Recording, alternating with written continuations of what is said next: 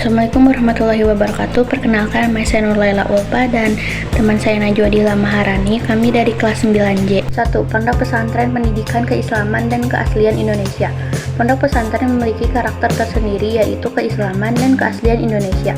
Maksudnya, sebagai lembaga pendidikan yang identik dengan keislaman sekaligus orisinal, asli berasal dari Indonesia.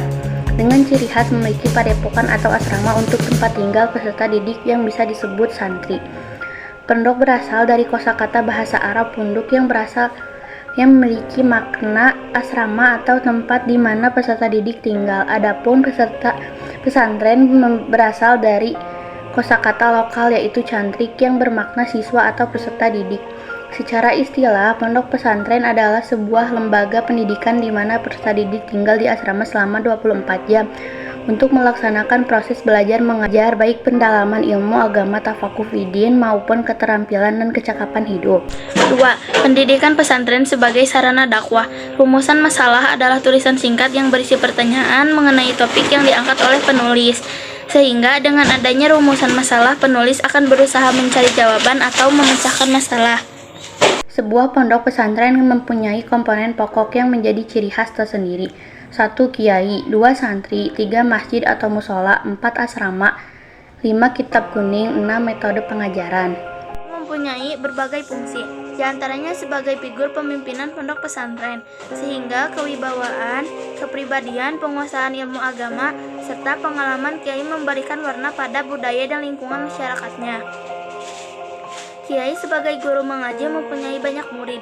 Melalui murid atau santri itulah tersebar karisma kiai di bidang keagamaan sekaligus budi luhur yang dituturkannya. Kiai juga memberi ilham kepada masyarakat sekitarnya dalam memecahkan persoalan. Biasanya, seorang anak kiai sangat dihormati oleh para santri dan masyarakat sekitar sebagaimana tampak dari panggilan Gus, singkatan dari Gusti atau Bagus. 3. Pendidikan pesantren di berbagai wilayah di Indonesia. Berdasarkan data dari Pusat Penelitian pada tahun 2006, tidak kurang dari 14.067 pondok pesantren tersebar luas di Indonesia. Hal ini menunjukkan bahwa pondok pesantren secara mampu berkembang dan tetap menjadi kebutuhan bangsa Indonesia. Persebaran pondok pesantren terbesar adalah di Jawa, Sumatera, Kalimantan, Sulawesi. Pondok Pesantren Tegal Sari, Jetis, Ponorogo, Jawa Timur. Pondok pesantren ini termasuk salah satu yang paling bersejarah di Indonesia. Pesantren Tegal Sari didirikan oleh Kiai Ageng Hasan Basari pada abad ke-18. Pesantren ini mempunyai ribuan santri yang berasal dari seluruh wilayah Indonesia. Di antara sekian banyak santrinya yang terkenal adalah Pakubuwono II yang merupakan penguasa kerajaan Kartasura. Pesantren Alhamdulillah. Pondok ini memiliki bentuk bangunan yang masih asli dan unik, yakni berdinding anyaman bambu dan diberi jendela pada setiap kamarnya. Pondok pesantren ini banyak melahirkan ulama-ulama termuka. C. Pondok Pesantren Sidogiri. Pada awalnya, Sidogiri adalah area hutan yang belum terjamah manusia di Pasuruan, Jawa Timur. D. Pondok Pesantren Darul Ulum Banyuanyar. Nama Banyuanyar diambil dari bahasa Jawa yang artinya air batu. Hal ini didasarkan pada penemuan sumber mata air sumur yang cukup besar oleh Kiai Isbat. Pondok Tremas. Pondok ini didirikan oleh KH Abdul Manan pada tahun 1830 setelah menyelesaikan masa belajarnya di Pondok Tegal Sari, Ponorogo.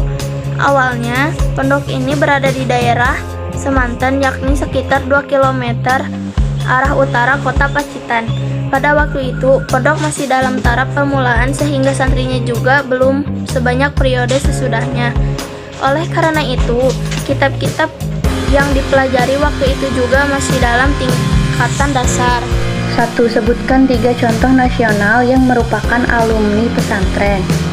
Dakhiri, Lukman Hakim Saifuddin, Wamenlu Aim Tajri. Seberapa penting peran pesantren dalam dakwah Islam di Indonesia? Penting sekali apabila pada masa yang seperti ini beda sekali dengan anak pesantren dengan anak yang tidak. Karena pesantren mengajarkan hukum-hukum Islam cara menghadapi masalah hidup di zaman sekarang.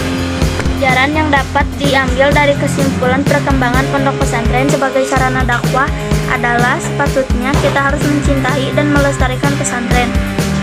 sehingga kerja keras dari Wali Songo dan dalam penyebaran agama Islam tetap terlihat jejaknya sampai nanti ke anak cucu kita kelak.